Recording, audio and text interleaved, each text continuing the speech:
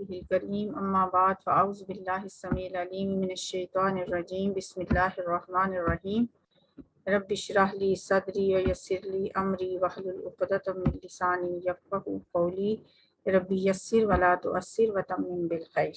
آج ہم نئی سورت شروع کریں گے، سورہ صاد۔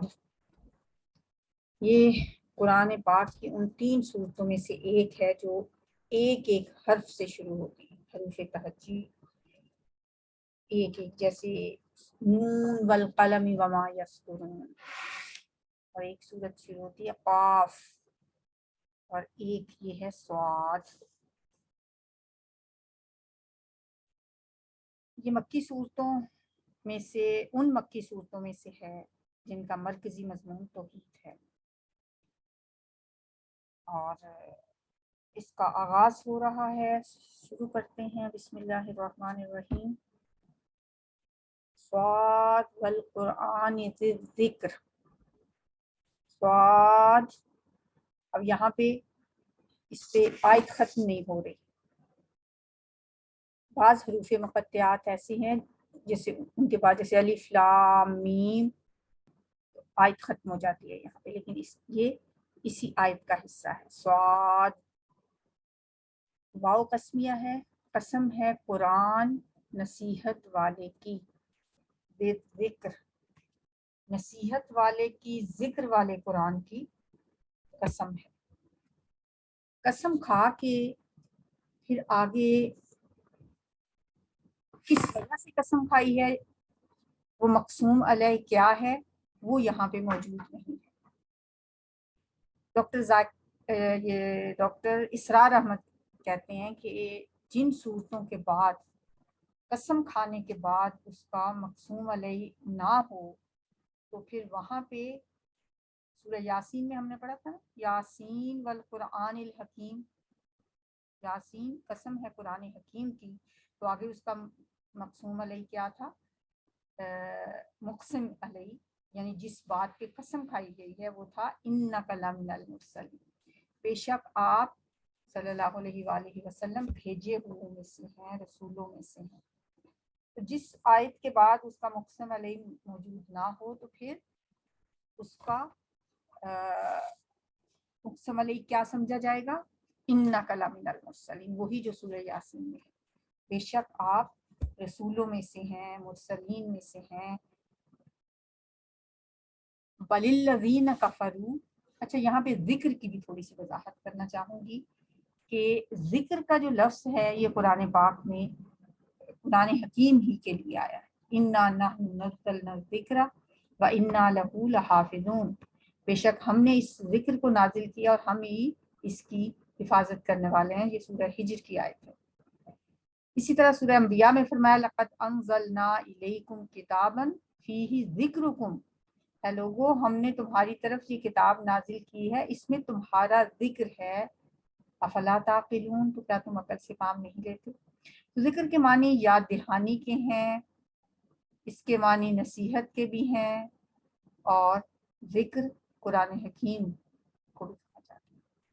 ظاہر ہے قرآن حکیم بھی ایک نصیحت ہے، ایک یاد دہانی ہے، ہمیں اپنے خالق کی یاد دلاتا ہے۔ صاد والقرآن ذی الذکر بل الذین کفروا فی عزت و شقاق، بلکہ یہ کافر تو غرور اور مخالفت میں پڑے ہوئے ہیں، فی عزت تکبر میں، و شقاق اور مخالفت میں پڑے ہوئے ہیں۔ اہل مکہ، کفار قریش کی یہاں پہ بات ہو رہی ہے کہ یہ لوگ تکبر کی وجہ سے، ضد کی وجہ سے تکذیب کرتے ہیں۔ ظاہر ہے نبی صلی اللہ علیہ وسلم کی بھی تکذیب کرتے تھے، قرآن پاک کی بھی تکذیب کرتے تھے، تو فرمایا بل الذین کفروا فی عزت و شقاق، ان لوگوں نے رسول اللہ کے مقابلے میں جو ایک ہٹ دھرمی کا موقف اختیار کیا ہے، غرور اور جھوٹی انا کی وجہ سے وہ اس پہ اڑے ہوئے ہیں۔ کم اہلکنا من قبلہم من قرن، کتنی ہی قوموں کو ہلاک کر دیا ہم نے، من قرن قوموں کو، فنادوا ولات حین مناس، فنادوا تو انہوں نے پکارا، ولات اور نہیں تھا وہ وقت، مناس بچ نکلنے کا۔ لا کے بعد جو تا ہے وہ زائد ہے، لا کا مطلب نہیں، یہ لائے نہیں ہے، اس کے معنی نہیں ہی کے ہیں، تا جو ہے وہ اضافہ ہے، ٹھیک ہے۔ اور مناسن جو ہے ناسا ینوسو کا مصدر ہے، جس کے معنی ہوتے ہیں بھاگنے اور پیچھے ہٹنے کے۔ جب اللہ نے انہیں ہلاک کرنے کا ارادہ کر لیا تو پھر انہوں نے پکارا، پھر انہوں نے آہو بقا مچائی، لیکن اب وہ وقت گزر چکا تھا۔ اللہ کا قانون ہے کہ جب موت کے آثار ظاہر ہو جائیں نا تو اس کے بعد پھر توبہ کا دروازہ بند ہو جاتا ہے۔ جب بھی کسی قوم پہ عذاب کے آثار ظاہر ہو جائیں تو اس وقت ان لوگوں کی اجتماعی توبہ بھی کوئی فائدہ نہیں دیتی۔ اس قانون سے صرف ایک قوم بچی تھی، یعنی اس کو استثناء ملا تھا، جو کل بھی ہم نے بات کی تھی کہ وہ تھی قوم یونس۔ یونس کی آیت 98 میں اس کا ذکر آیا ہے۔ ان لوگوں نے جب اجتماعی طور پہ جا کے عذاب کے اثار دیکھنے کے بعد اللہ کو پکارا تو اللہ تعالیٰ نے ان کی توبہ قبول کر لی۔ اس کے علاوہ یہ اللہ کا قانون ہے کہ ولا تحین مناس، اور وہ پھر بچنے کا، خلاصی کا پھر وقت نہیں رہتا۔ نادوا، بڑا پکارا، چیخے چلائے، لیکن ولا تحین مناس، وعجبوا، اور انہوں نے تعجب کیا، بڑا ان کو تعجب ہے اس بات پہ، ان جاءہم، یہ کہ آیا ان کے پاس، ان یہ کہ جاء کا تو کبھی بھول ہی نہیں سکتا آپ کو، اردو میں ہم جا آنے کو کہتے ہیں، عربی میں جا آنے کو کہتے ہیں۔ ان جاءہم، یہ کہ آیا ان کے پاس، منذر، ایک ڈرانے والا، نذیر بھی ڈرانے والے کہتے ہیں، منذر ایک ڈرانے والا آیا، منہم انہی میں سے، اصل زور کس پہ، منہم، کہ انہی میں سے ایک ڈرانے والا آ گیا۔ یہ کیا بات ہوئی؟ ہم تعجب اس بات پہ ہے کہ ہم ہی جیسا انسان، ہم جیسا بشر، انہی میں سے ایک آ گیا۔ وقال الکافرون، اور کافروں نے کہا، ھذا ساحر کذاب، یہ انتہائی جھوٹا اور ساحر ہے، جادوگر ہے۔ بس سخت زبان بولی ہے انہوں نے، اور اللہ تعالیٰ نے بھی جو کچھ انہوں نے کہا اس کو ایز اٹ از قرآن میں نقل کر دیا۔ ان الفاظ سے پتہ چلتا ہے کہ اس دور میں کفار مکہ کی نبی صلی اللہ علیہ وسلم کے ساتھ جو مخالفت ہے وہ کس درجہ بڑھی ہوئی تھی اور کس قدر عروج پہ تھی جب یہ صورت نازل ہوئی۔ مکی صورتوں میں جو صورتیں 4 نبوی سے 8 نبوی کے درمیان نازل ہوئی ہیں، ان صورتوں میں ہمیں ایسی آیات دیکھنے کو ملیں گی، اور ہمیں پتہ چلے گا کہ وہ دور جو ہے وہ نبی صلی اللہ علیہ وآلہ وسلم کی مخالفت میں، جو کفار قریش کی جو آپ صلی اللہ علیہ وسلم دشمنی تھی، اس میں بہت شدت پیدا ہو چکی تھی، اور آپ صلی اللہ علیہ وآلہ وسلم کو ایذائیں پہنچانا، آپ کے ساتھیوں کو تکلیفیں دینا، اس میں بھی بہت اضافہ ہو چکا تھا۔ اس زمانے میں شروع میں تو ایسا تھا کہ نبی صلی اللہ علیہ وآلہ وسلم کی دعوت پہ انہوں نے اتنا سنجیدگی سے غور ہی نہیں کیا تھا۔ اگر کوئی شخص آپ کی شان میں گستاخی کرتا تو آپ صلی اللہ علیہ وسلم کو مجنون کہہ دیتا، یا بعض اوقات تو آپ سے بڑی ہمدردی کا بھی اظہار کرتے تھے اور کہتے تھے کہ وہ سمجھتے تھے کہ غار حرا میں راتیں گزارنے کی وجہ سے آپ پہ شاید کوئی آسیب کا اثر ہو گیا ہے۔ تو اس سلسلے میں ہمیں ایک واقعہ بھی ملتا ہے، عتبہ بن ربیعہ ایک دفعہ نبی صلی اللہ علیہ وسلم کے پاس آیا اور بڑی ہمدردی جتانے لگا کہ دیکھو میرے بھتیجے عرب کے بہت سے عاملوں کو میں جانتا ہوں، ان کے ساتھ میرے اچھے تعلقات ہیں، اگر تم کہو تو میں ان میں سے کسی کو بلا کر تمہارا علاج کروا دیتا ہوں۔ اس طرح کی باتیں بھی وہ کرتے تھے. لیکن جب اب وہ وقت آ گیا تھا کہ اب ان کو سمجھ آ گئی تھی کہ وہ جو آواز اب ہر گھر تک پہنچ چکی ہے، اب اس تحریک کو ہم نظر انداز نہیں کر سکتے، کیونکہ اب یہ ایک طوفان کا روپ اختیار کر چکے تھے. اس آیت میں بھی ساحر کذاب جیسے جو مخالفانہ جذبات ہیں انہی کی ترجمانی ہوتی ہے کہ وہ لوگ نبی صلی اللہ علیہ وآلہ وسلم کی دشمنی اور بغض آپ کے لیے دل میں رکھتے تھے.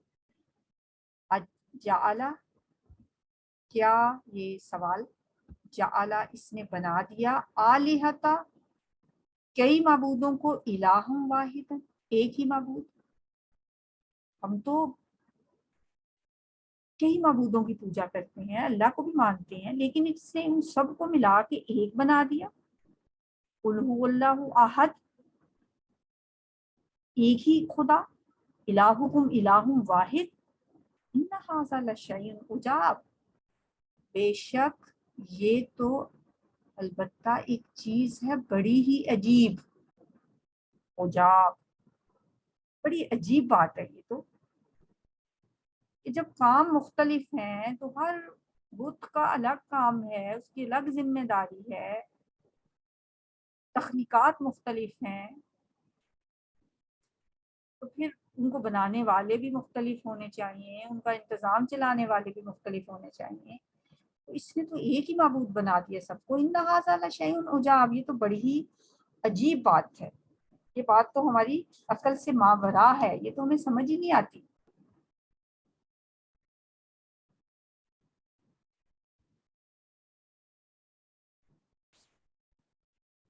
ون طلق الملک، اور چل کھڑے ہوئے. طلقہ، طلاق کا لفظ بھی اسی سے ہوتا ہے. اور نکل کھڑے، چل کھڑے ہوئے. الملأ، سردار، سرداروں کو کہتے ہیں ملأ. میں نے ایک دفعہ آپ کو بتایا تھا کہ روب سے دل بھر جائے جس کو دیکھ کے، مالا ان کو ہوتا ہے نا بھرا ہوا، وہ شخصیت جس کو دیکھ کے دل روب سے بھر جائے تو اسے مالا وہ سردار کہتے ہیں. منہم ان میں سے. انمشو، کہ چلو، وصبرو، اور ڈٹے رہو، علی آلہتکم، اپنے معبودوں پر. ان ھذا، بے شک یہ، لشیء یراد، البتہ ایک چیز ہے جو ارادہ کی گئی، جس میں کسی غرض کا ارادہ کر لیا گیا ہے. یراد، ارادہ یرید سے مجہول کا صیغہ ہے. ان ھذا لشیء یراد. نبی صلی اللہ علیہ وآلہ وسلم کے چچا حضرت ابو طالب ایک دفعہ بیمار ہوئے تو کفار کے بڑے بڑے سردار جو تھے وہ ان کی تیمارداری کے لیے آئے. آپ بھی وہاں پہ موجود تھے، آپ نے ان کو توحید کی دعوت دی، جیسا کہ ان کا طریقہ ہوا کرتا تھا. انہوں نے انکار کیا، اور انکار کرتے ہوئے انہوں نے کہا، یہ جو الفاظ یہاں پہ آئے ہیں، لیکن مقصد ان کا کیا تھا کہ ان کی بات نہ سنو. اور چل کھڑے ہوئے سردار منہم ان میں سے، کیا کہتے ہوئے چل پڑے؟ انمشو، چلو، وصبرو، اور ڈٹے رہو، علی آلہتکم، اپنے معبودوں پر، اپنے الہوں پر. ان ھذا لشیء یراد، بے شک یہ ایک ایسی چیز ہے جو ارادہ کی گئی ہے. یعنی ان باتوں کے پیچھے ان کا کوئی مفاد پوشیدہ ہے. ہر وقت یہ ایک ہی بات کرتے ہیں، ہر وقت ایک ہی طرف ہمیں بلاتے ہیں. ان کا لگتا ہے مقصد، یہ جو دعوت ہے اس کا مقصد جو ہے یہ کوئی اور ہے. یہ یہاں پہ اپنا اقتدار قائم کرنا چاہتے ہیں. اس لیے تم چلو اور ان کی باتیں نہ سنو، اپنے عقیدوں پہ ڈٹے رہو، اپنے معبودوں کی پوجا پر مضبوطی سے جمے رہو، اور ان کی باتوں پہ دھیان نہ دو. یہ ایک طرح سے ایک، اگر دیکھا جائے، ایک بڑی لفظی تصویر کشی ملتی ہے ہمیں ان آیات میں.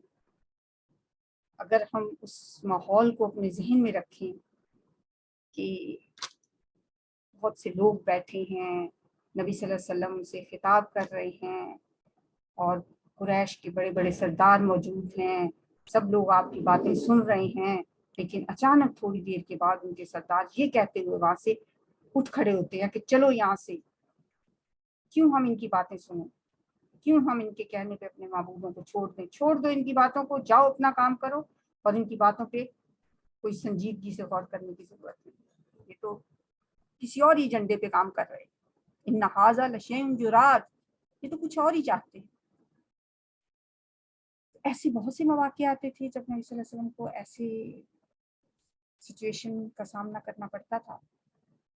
ما سمینا بہذا فی الملت الاخرہ، نہیں ہم نے سنا بہذا اس بات کو، فی الملت الاخرہ پچھلے دین میں، پچھلے دین سے مراد ان کے اپنے ہی آباء و اجداد کا دین جس پہ وہ تھے، اور یہ بھی ہو سکتا ہے کہ دین عیسائیت کو وہ کہہ رہے ہوں، تو اس میں بھی ظاہر ہے ایک خدا کے ساتھ شرک کیا جاتا تھا، عیسیٰ علیہ السلام کو اللہ کا بیٹا مانا جاتا تھا، تو یہ ایک خدا والی بات تو ان کی سمجھ میں بالکل نہیں آ رہی تھی۔ وہ کہنے لگے ہم نے تو پہلے پچھلی ملت میں ایسی کوئی بات پہلے نہیں سنی، ما سمینا بہذا فی الملت الاخرہ، اتنا ایک دین ہے جو ہم نے ورثے میں پایا ہے، ہمارے باپ دادا کی روایات ہیں، ہم نے ایسی باتیں ان سے تو کبھی نہیں سنی۔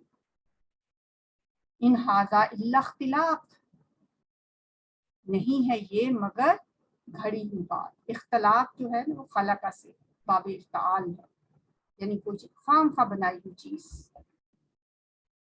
پیدا کرنا مطلب ہوتا ہے خلق کا، تو اختلاق بھی اسی سے، یہ تو بس ایک گھڑی ہوئی بات ہے، خود سے بنا لی گئی۔ انزل علیہ الذکر من بیننا، کیا نازل کیا گیا ہے علیہ اس پر، الذکر یہ ذکر، یہ نصیحت، من بیننا ہمارے درمیان میں سے،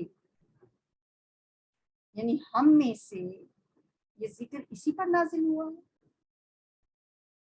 اگر یہ واقعی اللہ کا کلام ہے، یہ مان لیں، تو کیا یہ انہی پہ نازل ہونا تھا؟ کیا اس کے لیے اللہ کو ہمارے کوئی بڑے بڑے سرداروں اور سرمایہ داروں میں سے کوئی نظر نہیں آیا؟ ہمارے جو یہ چودھری ہیں اور ہمارے یہ جو بڑے بڑے سردار ہیں مکے میں، اگر اللہ کو کسی کو نبی بنانا تھا تو ان میں سے کسی کو بناتا، ان سب کو چھوڑ کے اللہ تعالیٰ نے انہی کا انتخاب کیا ہے، تو یہ عجیب بات ہے۔ ایک طرح سے وہ اللہ کے انتخاب میں کیڑے نکال رہے ہیں کہ اللہ نے یہ کیسا انتخاب کیا ہے۔ انزل علیہ الذکر من بیننا، ہم میں سے آپ ہی نظر آئے تھے اللہ تعالیٰ کو۔ اللہ فرماتے ہیں بل ہم فی شک من ذکری، بات یہ نہیں ہے، بات یہ ہے کہ ان کو میری اس نصیحت، اس ذکر میں ہی شک ہے۔ یہ تو اسی میں شک کر رہے ہیں کہ یہ اللہ کا کلام ہے، میری وحی کی طرف سے ہی شک میں پڑے ہوئے ہیں۔ بل لما یذوقوا عذاب، بلکہ صحیح بات تو یہ ہے کہ انہوں نے اب تک میرا عذاب چکھا ہی نہیں، یعنی ان کا انکار اس لیے نہیں ہے کہ انہیں محمد صلی اللہ علیہ وسلم کی صداقت کا علم نہیں ہے، یہ تو صادق اور امین کہا کرتے تھے، ان سے انہیں کوئی گلہ نہیں ہے، بلکہ ان کا یہ انکار تو اس وحی کے بارے میں ہے جو آپ پر نازل ہوئی۔ اس میں سب سے بڑی بات توحید کی بات ہے۔ ایک اور جگہ پہ بھی ایک آیت کا مفہوم ہے، اللہ تعالیٰ فرماتے ہیں کہ یہ ظالم آپ کا انکار نہیں کر رہے، یہ تو میرا انکار کر رہے ہیں۔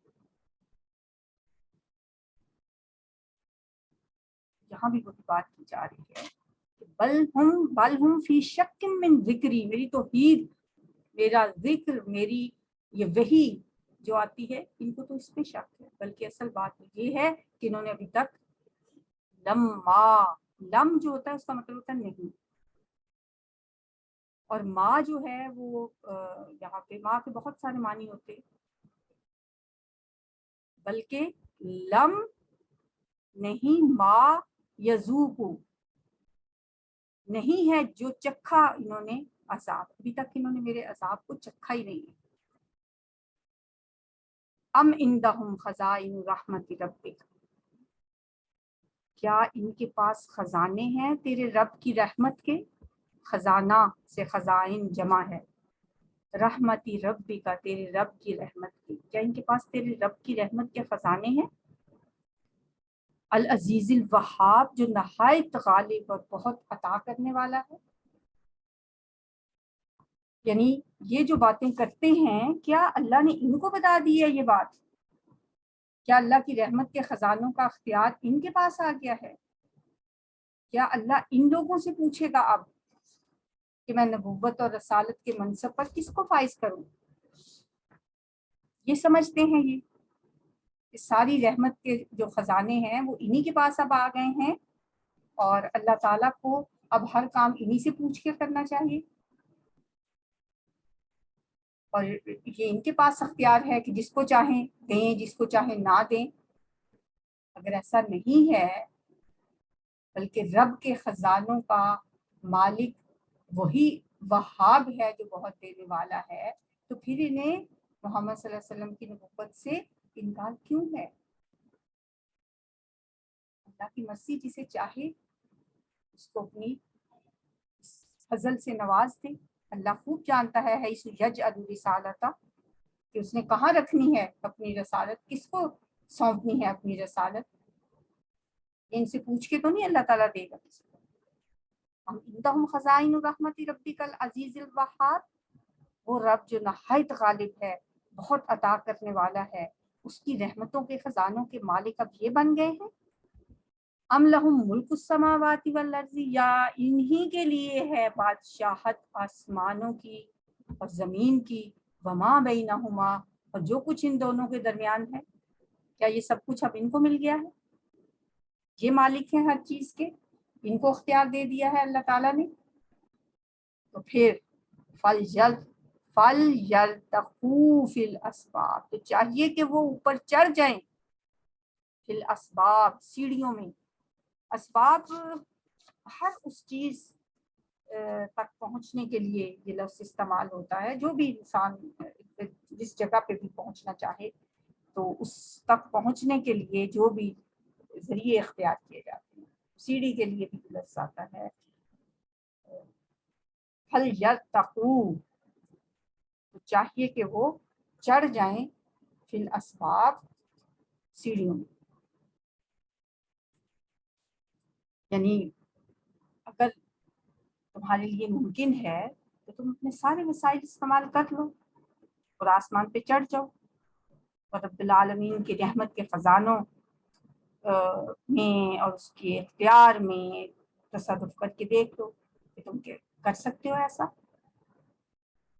ام لہم ملک السماوات والارض وما بینہما فَلْيَرْتَقُوا فِي الْأَسْبَابِ، تو چاہیے کہ وہ چڑھ جائیں رسیاں تان کر آسمان پر۔ رسی کو بھی کہتے ہیں سبب، سیڑھی کو بھی کہتے ہیں، جو بھی چیز اختیار کی جا سکتی ہے وہ کر کے دیکھ لیں کہ کیا وہ آسمان پر چڑھ کر اس وحی کا سلسلہ بھی منقطع کر سکتے ہیں جو نبی صلی اللہ علیہ وسلم پر نازل ہوتی ہے، چاہے وہ اسباب، میں کیا آپ کو مطلب اس کا بتایا تھا، سبب کی جمع، یعنی کہ ہر وہ چیز جو آپ کے مطلوبہ، جو آپ کا ٹارگٹ ہے، جو آپ کی منزل ہے، وہاں تک پہنچنے میں جو چیز بھی مدد دے آپ کی، آپ کو وہ اسباب کہلاتی ہے۔ جندم ما ہنالک محزوم من الاحزاب، جندن لشکر کو کہتے ہیں۔ ماں جو ہے نا، اب دیکھیں ماں کا ترجمہ یہاں انگلش بلیک کلر سے کیا ہوا ہے، حقیر سا، ماں کے بہت سارے معنی ہیں، تقریباً 10 معنی ہیں ماں کے. یہاں پہ ماں کا مطلب ہے یہ تحقیر کے لیے، تقلیل کے لیے استعمال کیا گیا ہے. جندن لشکر کو کہتے ہیں، ایک ایسا لشکر، جندم ماں ایک ایسا لشکر جو بہت چھوٹا سا ہے، حقیر سا ہے. ہنالکا اس جگہ، محزوم من الاحزاب شکست کھایا ہوا، من الاحزاب لشکروں میں سے.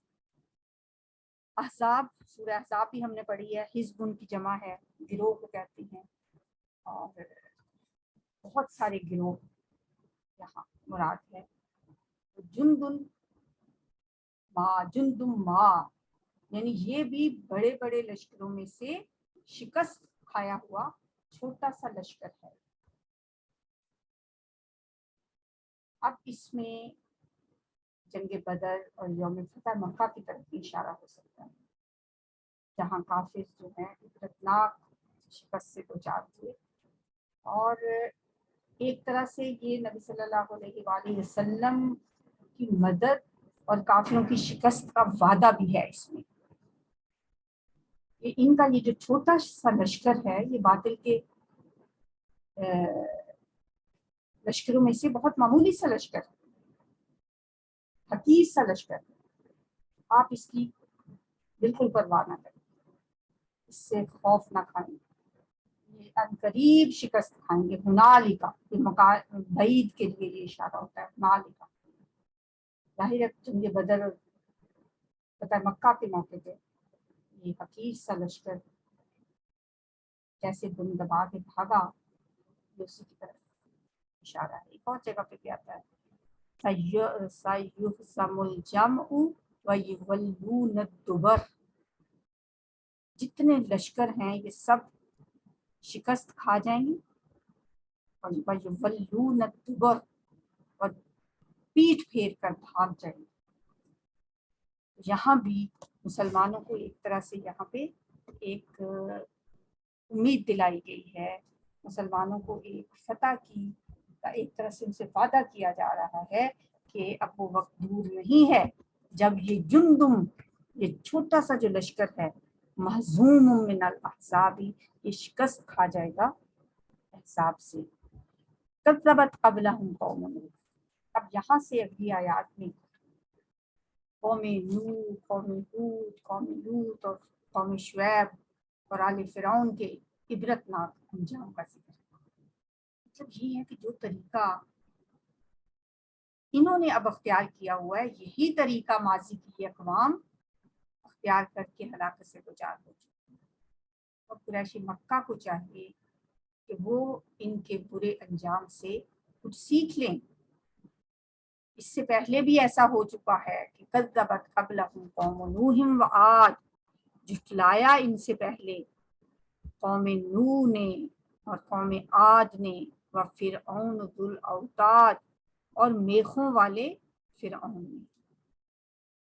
بتد کی جمع ہے اوتاد، میخوں کو کہتے ہیں. فرعون کو کے بارے میں کہا جاتا ہے کہ جب اپنے لشکروں کے ساتھ وہ سفر کرتا تھا تو گھوڑوں اور خچروں کی ایک بڑی تعداد کو صرف خیموں کے کھونٹے اٹھانے کے لیے مختص کیا جاتا تھا، اور اس میں جو بڑے بڑے کیل ٹھونکے جاتے تھے خیمے لگانے کے لیے، اس کی وجہ سے بھی اسے میخوں والا کہا جاتا ہے. اور بعض کا یہ خیال ہے کہ جب وہ اپنے دشمنوں کو سزا دیتا تھا تو وہ ان کے ہاتھوں پہ، ان کے سر پہ، ان کے پاؤں پہ میخیں گاڑتا تھا تکلیف اور اذیت دینے کے لیے. اس لیے اسے کہا جاتا ہے وَفِرْعَوْنُ ذُو الْأَوْتَادِ، اور فرعون میخوں والا. وَثَمُودُ اور سمود، وقوم لوط اور قوم لوط، وَأَصْحَابُ الْأَيْكَةِ اور ایکا والے، جنگل والے، یعنی حضرت شعیب علیہ السلام کی قوم. اولئک الاحزاب، یہی لوگ بڑے بڑے گروہ ہیں، بڑے بڑے لشکر ہیں.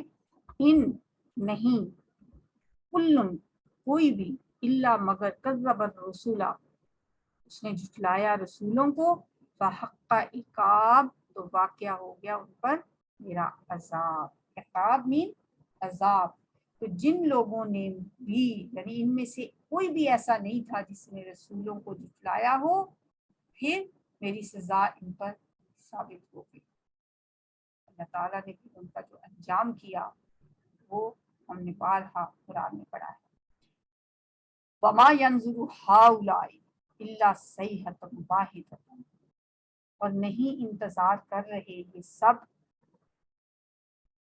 الا مگر صیحۃ واحدۃ، ایک سخت چیخ کا۔ یہ لوگ بھی اب انتظار کر رہے ہیں ایک چنگھاڑ کا، ما لہا من فواق، کہ نہیں ہوگا اس میں کوئی وقفہ۔ ماضی کی قوموں پہ اللہ کا عذاب ایک مسلسل تیز آواز اور چنگھاڑ کی صورت میں بھی آیا بعض قوموں پہ۔ چنانچہ اگر ان لوگوں نے اپنا رویہ نہیں بدلا، اگر مشرکین مکہ اپنی حد درمی پہ قائم رہے تو ایسا ہی کوئی عذاب ان پہ بھی آ سکتا ہے۔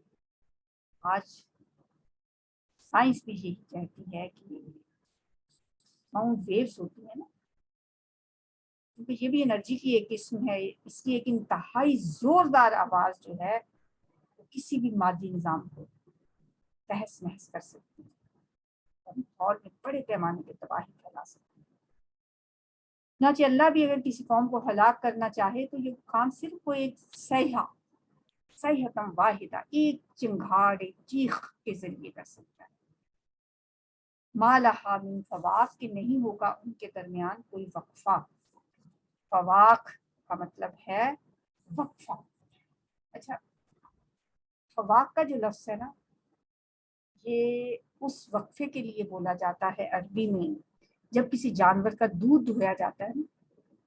مجھے یاد ہے کہ ہم بچپن میں جب گاؤں اکثر چھٹیوں میں جانا ہوتا تھا تو بھینسوں کا دودھ دھوتے ہوئے میں نے اکثر دیکھا کہ جو دودھ دھونے والا ہے وہ پہلے اس جانور کے بچے کو لے کے آتا تھا تاکہ وہ اپنی ماں کا دودھ پیے، جس سے دودھ نیچے آ جاتا تھا، تھنوں میں آ جاتا تھا۔ اس کے بغیر گائے ہو یا بھینس ہو وہ دودھ نہیں دیتی تھی۔ جب وہ بچہ آ کے پہلے تھوڑا سا دودھ پیتا تو سارا دودھ جو ہے وہ تھنوں میں جمع ہو جاتا، تو پھر اس بچے کو زبردستی ہٹا لیا جاتا وہاں سے اور پھر ان کو دھو کے تو دودھ ہے۔ اب یہ پہلی دفعہ دودھ دھونے میں اور دوسری دفعہ دودھ دھونے میں جو درمیان میں وقفہ آتا ہے اسے عربی میں فواق کہا جاتا ہے، اور یہ اس وقفے کے لیے بھی استعمال ہوتا ہے جب دودھ کی دھاریں ایک کے بعد دوسری پہلے ہاتھ سے پکڑ کے دبایا جاتا ہے تھن کو، اور ایک مخصوص ٹیکنیک ہوتی ہے یہ جس کے ذریعے وہ دودھ کی دھار نکلتی ہے، تو پھر اس کو چھوڑ دیا جاتا ہے، پھر دوبارہ سے دبایا جاتا ہے، پھر دوسری دھار نکلتی ہے۔ تو ان دو دھاروں کے درمیان کا جو وقفہ ہے اس کو بھی فواق کہا جاتا ہے۔ تو یہاں یہ فرمایا جا رہا ہے کہ اس چیخ کے درمیان کوئی وقفہ نہیں ہوگا، درمیان میں کوئی وقفہ نہیں ہوگا، یعنی تباہی ہونے میں اور اس چیخ کے درمیان کوئی وقفہ نہیں ہوگا۔ وقالوا ربنا اجل لنا، اور انہوں نے کہا اے ہمارے رب، اجل اجلت سے ہے یہ لفظ، جلدی دے دے، جلدی دے، اجل جلدی دے، لنا ہمیں، قطنا ہمارا حصہ، قبل یوم الحساب یوم حساب سے پہلے۔ قطن کے معنی ہوتے ہیں حصہ، یعنی یہاں مراد ہے کہ ہمارا نامہ عمل جو ہے یا جو بھی ہمارا حصہ ہے، اچھی یا بری جو بھی سزا ہمیں ملنی ہے قیامت کے دن، وہ قیامت کا دن آنے سے پہلے ہی ہمیں دنیا ہی میں دے۔ یستعجلونک بالعذاب والی بات ہے، وہ کہتے تھے کہ ہمیں عذاب جلدی دے دو۔ خیال تو ان کا یہ تھا کہ قیامت کا آنا تو ممکن ہی نہیں، اس لیے مذاق کے طور پہ، تمسخر کے طور پہ وہ ایسی باتیں کرتے تھے، ہمیں تو ہمارا حساب کتاب ابھی ہمارے کرتے جانا۔ فرماتے ہیں ان کی ایسی باتوں پہ، ان کے استہزاء پہ، ان کے مذاق پہ، ان کے تمسخر پہ اب کیا کریں؟ اصبر اللہ، اب صبر کریں اس پہ جو ہو گئے۔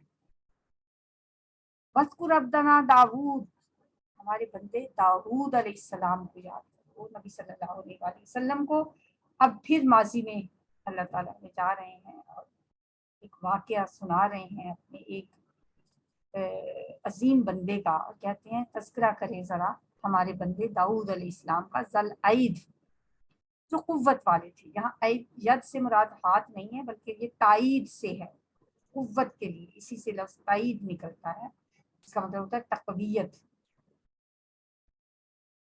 جو قوت والا تھا. انہو اواب، بے شک وہ بہت رجوع کرنے والا. حدیث میں ان کے بارے میں آتا ہے کہ اللہ کو سب سے زیادہ محبوب نماز داؤد علیہ السلام کی نماز اور سب سے زیادہ محبوب روزے داؤد علیہ السلام کے روزے ہیں. وہ آدھی رات سوتے، پھر اٹھ کر رات کا تہائی حصہ قیام کرتے اور پھر اس کے چھٹے حصے میں سو جاتے. ایک دن روزہ رکھتے اور ایک دن ناغہ کرتے اور کبھی جنگ میں فرار نہ ہوتے. تو اللہ تعالیٰ نے نبی صلی اللہ علیہ وسلم کی حدیث سے ہمیں پتہ چلتا ہے کہ اللہ تعالیٰ کی تعریف کی انہو اواب، کہ وہ بہت رجوع کرنے والا تھا. انا سخرنا الجبال معه، بے شک ہم نے تابع کر دیا پہاڑوں کو اس کے ساتھ، مسخر کر دیا. یسبحنا، وہ تسبیح کرتے تھے، بالعشی، شام کو، والاشراق، اور صبح کے وقت. پرندے، والطیرا، اور پرندوں کو بھی، محشورتن، جس اکٹھے کیے ہوئے تھے ان کو بھی تابع کر دیا. کل لہو اواب، سب کے سب اس کے لیے رجوع کرنے والے تھے.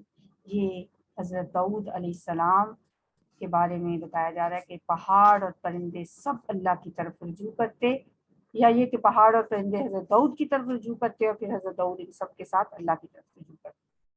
اس طرح وہ سب مل کر حضرت داؤد علیہ السلام کی آواز ملا کر اللہ کی حمد کے ترانے گاتے تھے. وشددنا ملکہ، اور ہم نے مضبوط کر دی اس کی بادشاہی. وآتیناہ الحکمت، اور ہم نے دی اس کو حکمت. وفصل الخطاب، اور فصل الخطاب یعنی فیصلہ کن گفتگو کرنے کی صلاحیت اللہ تعالیٰ نے دی. یعنی ایسی دو ٹوک بات جو تمام مخاطبین کے لیے قابل قبول ہو، ایسی بات کرنے کی صلاحیت اللہ تعالیٰ نے ان کو دی تھی. یہ انشاءاللہ اب اگلے لیسن میں یہ تفصیل سے ہم پڑھیں گے حضرت داؤد علیہ السلام کے بارے میں جو کچھ اللہ تعالیٰ نے فرمایا ہے. اور کچھ ایسی آیتیں بھی ہیں جو کافی جن کو سمجھنا مشکل ہے، یعنی کہ ان کے قرآن نے کچھ واضح طور پہ ان کی ڈیٹیل ہمیں نہیں بتائی. اس کی طرف پھر وہ اسرائیلی روایات کی طرف بھی گئے ہیں. بہرحال کل انشاءاللہ ہم اس کے بارے میں پڑھیں گے.